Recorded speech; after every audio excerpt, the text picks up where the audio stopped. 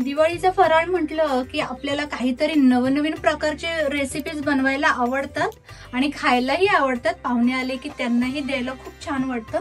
तर आज आपण अगदी नाजूक पाकळ्यांचे असे गुलाबासारखे चिरोटे बनवणार आहोत.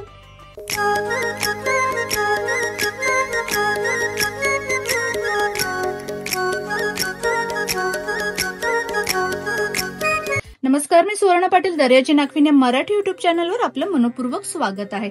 आज आपण गुलाबाच्या पाकळ्यांसारखे अगदी नाजूक असे चिरोटे बनवणार आहोत. त्यासाठी मी इथे काय काय साहित्य घेतले ते दाखवते. इथे आपण 1 किलो मैदा घेतलेला आहे. हे साहित्य आपण किलो आणि वाटीच्या प्रमाणात दोन्ही मी तुम्हाला सांगणार आहे. मैदा आपण इथे 1 किलो घेतलेला आहे, म्हणजेच ते 6 वाटीभर एवढं भरलेलं आहे. आता माझ्याकडे जी ही वाटी आहे ना, या वाटीच्या प्रमाणात हा मैदा 6 वाटी एवढा भरलेला आहे.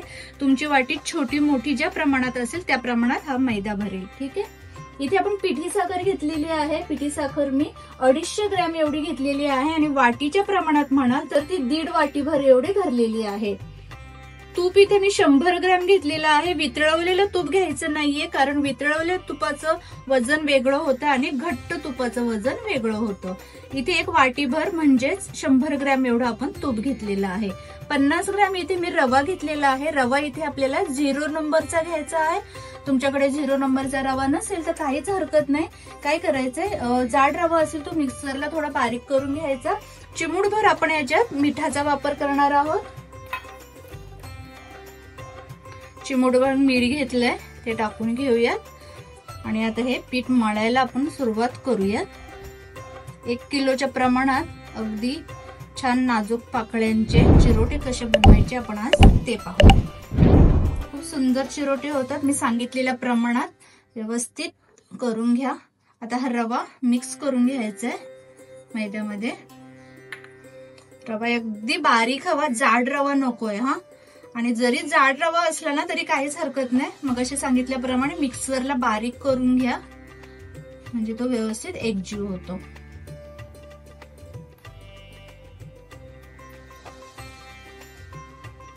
इथे 100 ग्रॅम एवढं आपण तूप घेतलेलं आहे, ते टाकून घ्यायचंय आणि पीठ मळून घ्यायचंय. सुरुवातीला एवढंच टाकूया, थोडं शिल्लक ठेवून दिले मी, नंतर मिक्स करूयात.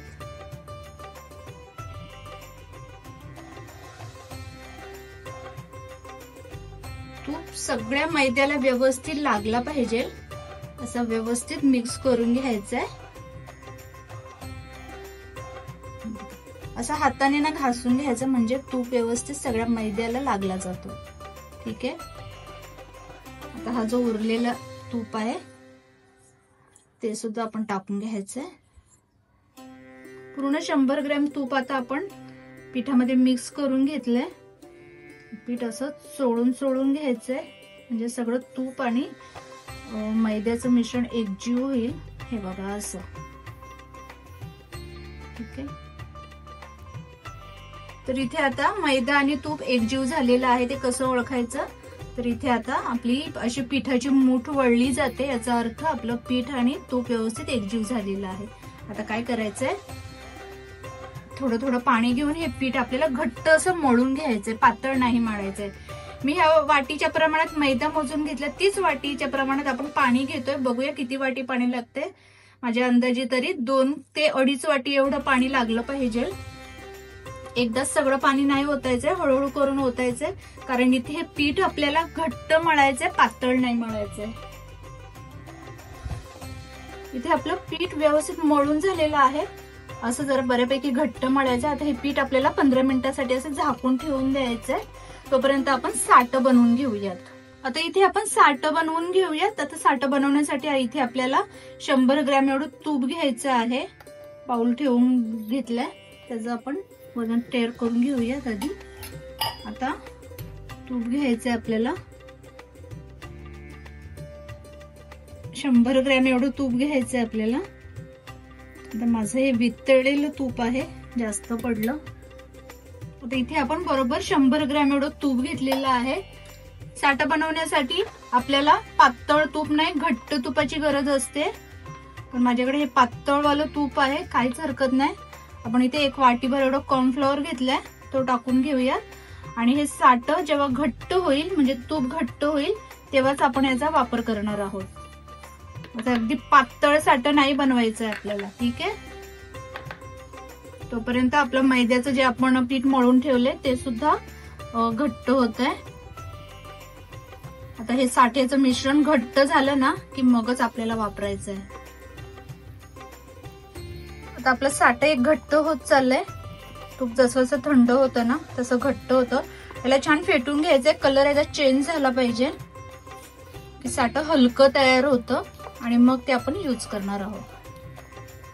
साठं बघू शकता इथे आपलं कसं घट्ट झाले आणि आता हे परफेक्ट असं झालेलं आहे. आपल्या पोळ्यांना लावण्यासाठी असं घट्टच साठं तयार करायचंय. याच्यामुळेच लेयर्स खूप छान येतात चिरोट्यांना आणि चिरोटे मस्त कुरकुरीत होतात. आता हे बाजूला ठेवून देऊयात. इथे आपलं पीठ देखील छान भिजलेलं आहे. मस्त आता सॉफ्ट झालंय हा पीठ. आता या पिठाचं काय करायचंय, पुन्हा एकदा थोडं मळून घ्यायचंय पीठ आणि या पिठाचे आपल्याला 2 भाग करून घ्यायचे. एका भागात आपल्याला कलर यूज करायचा आहे. मगाशी पीठ मळताना मी विसरले टाकायला कलर. तुम्ही पीठ मळताना पिठाचे 2 भाग करून घ्या आणि त्यात एक कलर टाका. तुम्हाला किती कलरचे जे बनवायचे असेल ना तसे पिठाचे भाग करा आणि त्यात कलर टाका. आता आपण इथे 2 भाग करून घेतलेले आहेत. तर एक भाग आपण सफेदच ठेवणार आहोत आणि एक भाग आपण गुलाबी कलरचा करणार आहोत. ठीक आहे, इथे आपण गुलाबी कलर घेतलेला आहे. तुम्ही तुमच्या आवडीनुसार घ्या कोणता कलर. ऑरेंज कलर घेऊ शकता किंवा येलो कलर घेऊ शकता. पण पिंक कलरच्या पाकळ्या खूप छान दिसतात. थोडा थोडा कलर टाकून आपण मिक्स करून घेऊया सगळ्या पिठात. पीठ मळताना सुरुवातीला टाकलं ना की ते बरं पडतं. मी विसरले. तुम्ही काय करा, पीठ मळतानाच आठवणीने टाकून घ्या म्हणजे ते व्यवस्थित सगळ्या पिठात मिक्स होतं. आता हे पीठ आपण व्यवस्थित मळून घेऊयात. कलर व्यवस्थित एकजीव झाला पाहिजे सगळ्या पिठामध्ये. इथे आपला पिंक आणि व्हाईट कलरचे दोन्ही डो तयार झालेले आहेत. आता आपण ह्याच्या पोळ्या लाटून घ्यायच्या. पोळ्या एकदम आपल्याला पातळ साईजच्या लाटून घ्यायच्या. सुरुवातीला आपण व्हाईट कलरची पोळी लाटून घेऊयात. इथे आपल्या एकसमान अशा पोळ्या येण्यासाठी अशा 2 लाट्या तयार करून घ्यायच्या आणि मधून असं कापून घ्यायचं म्हणजे एकसमान अशा लाट्या तयार होतील. त्यामुळे एकसमान अशा पोळ्या करता येतील आपल्याला. ठीक आहे, सुरुवातीला आपण व्हाईट कलरची पोळी लाटून घेऊयात. पीठ वगैरे घ्यायची गरज नाहीये. अगदी पातळ पोळी लाटायची आहे आपल्याला, जाड नाही ठेवायची. इथे आपली एक पोळी लाटून झालेली आहे. मी तुम्हाला दाखवते किती पातळ केली. ही बघा, अगदी पातळ करायची आहे तेव्हाच आपल्या चिरोट्यांच्या पाकळ्या आहेत त्या अगदी कुरकुरीत होतील. आता अशा सगळ्या मी पोळ्या लाटून घेते. आता ह्या पोळ्या आपल्याला परातात ठेवून द्यायच्यात एका. इथे आपल्या आता पिंक कलरच्या सुद्धा पोळ्या लाटून झालेल्या आहेत. बघू शकता ही सुद्धा मी किती पातळ लाटली. हे बघा, अगदी पातळ लाटून घ्यायचे तेव्हा चिरोट्यांना छान असा कुरकुरीतपणा येतो. पाकळ्या सुटतात छान. आता काय करायचंय, ह्या पोळ्या अशा व्यवस्थित पसरून घ्यायचं पोळपाटावर. आणि जे साठं आहे बघा कसं घट्ट झालंय. हे सिक्रेट आहे साठ्याचं की असा साठा असला की छान चिरोट्यांना पाऱ्या सुटतात आणि कुरकुरीत होतात चिरोटे. आता काय करायचंय, साठं व्यवस्थित लावून घ्यायचंय. अगदी जास्त पण नाही लावायचंय किंवा अगदी विरळ सुद्धा नाही लावायचंय. ठीक आहे, किंवा अगदी वितळलेलं तूप घेऊन जर तुम्ही बनवलं ना तर ते तूप सगळं पोळीच्या बाहेर सुटेल रोल करताना. म्हणून असं घट्टच बनवायचंय आणि असा लेअर द्यायचा साठ्याचा. ठीक आहे, हे बघा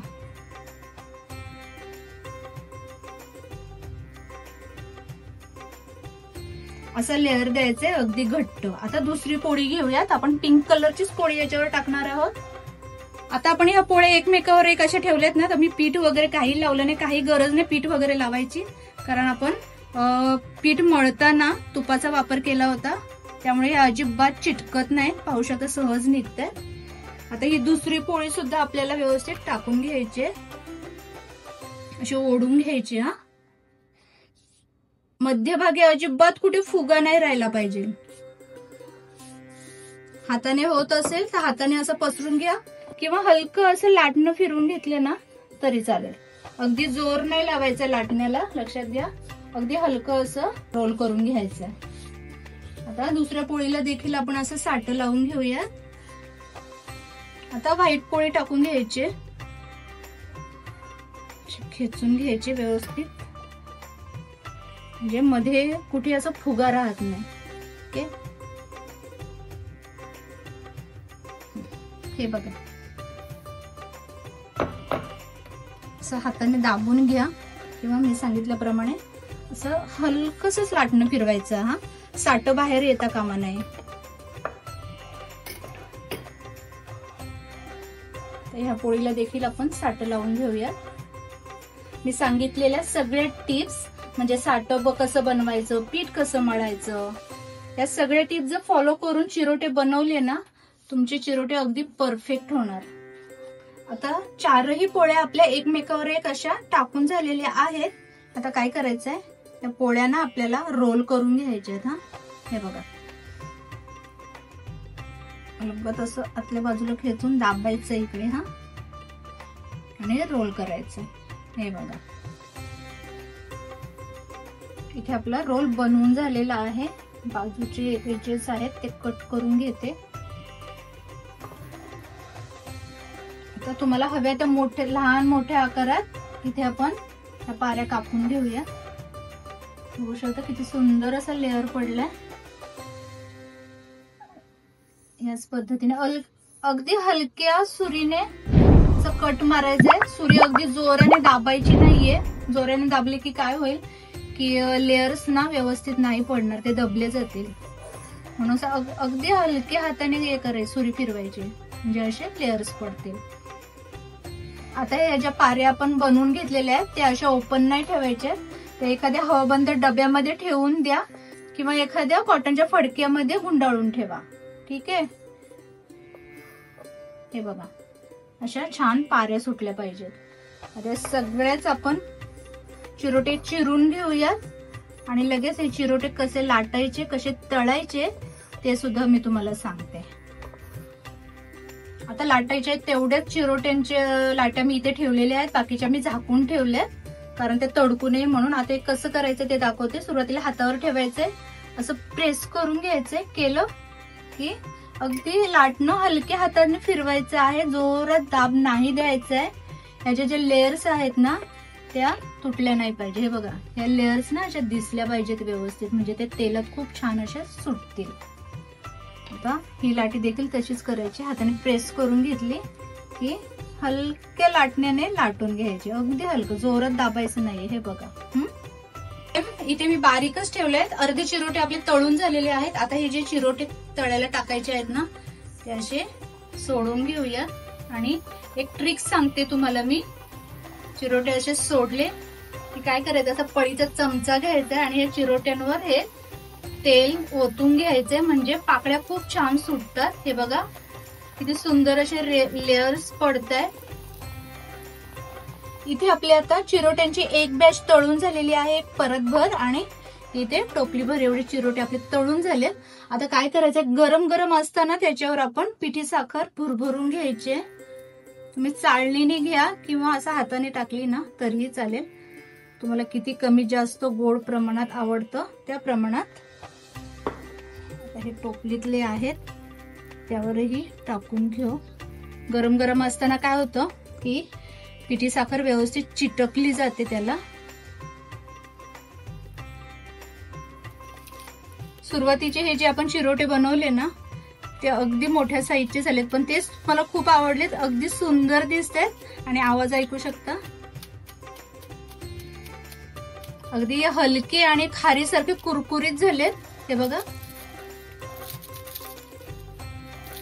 आवाज ऐकताय ना, किती कुरकुरीत झालेत बघा. सुंदर, मस्तच. आणि छोट्या साईजचे सुद्धा मस्तच झालेत. आणि त्याचे लेअर बघू शकता किती सुंदर सुटलेत. प्रत्येक लेअर असा सुटून आलाय, खुलून आलाय, अगदी गुलाबाच्या पाकळ्यांसारखे दिसतंय. आता अशाच प्रकारे मी सगळे चिरोटे बनवून घेते.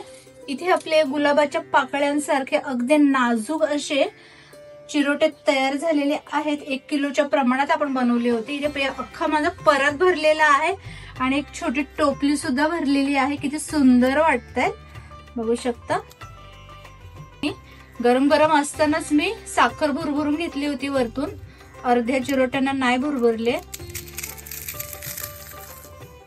अगदी हातात बुक्का होतोय, बघू शकता. खारी सारखी खुसखुशीत अशा या चिरोट्या तयार झालेल्या आहेत. हे बघा, मस्तच. मग यंदाच्या दिवाळीत बनवताय ना, किती सुंदर दिसतंय.